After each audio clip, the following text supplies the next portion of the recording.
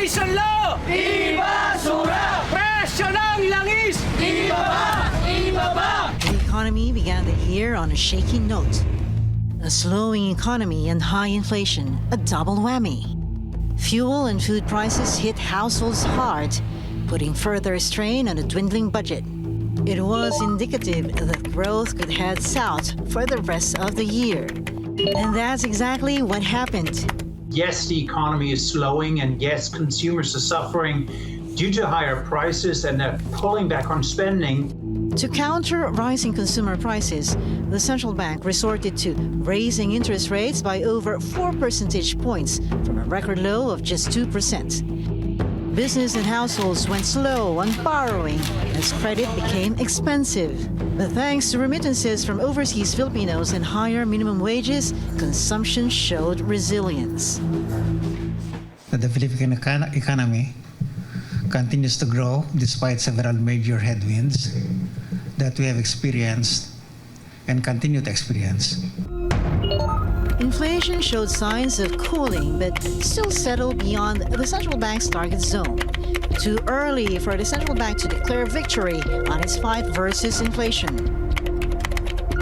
We still see various risks. Some of them are not under control of the Philippines, so we still have to wait and see.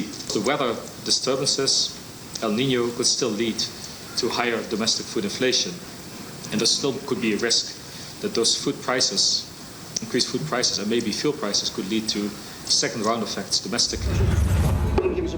What stirred controversy the most was the country's first sovereign wealth fund, or the Maharlika Investment Fund. Critics blasted the administration for supposedly railroading the law that created it. The stakes are high. Public funds from state-run banks and the Bangko Sentral ng Pilipinas. Initially, even pension funds SSS and GSIS were identified to build the seed money, but that plan was written off. Even the Maharlika law's implementing rules equally created noise. There were revisions, especially on the qualifications for members of the Maharlika board. President Bongbong Marcos finally chose who will manage the fund, a former finance officer for the Boitis and Razon groups. I think they should look at my experience, and they'll see that I have added value, significant value to companies where I've worked for, and I intend to do the same for Maharlika. And similarly, a diploma coming from master's degree, for example, does not guarantee that. There may be growth surprises as the country wraps up the year, but the economy remains vulnerable, especially to external shocks. Volatile global commodity prices like fuel and rice, plus the geopolitical tensions. The El Nino episode is another threat to food supply. Some of the reasons households and investors stay nervous.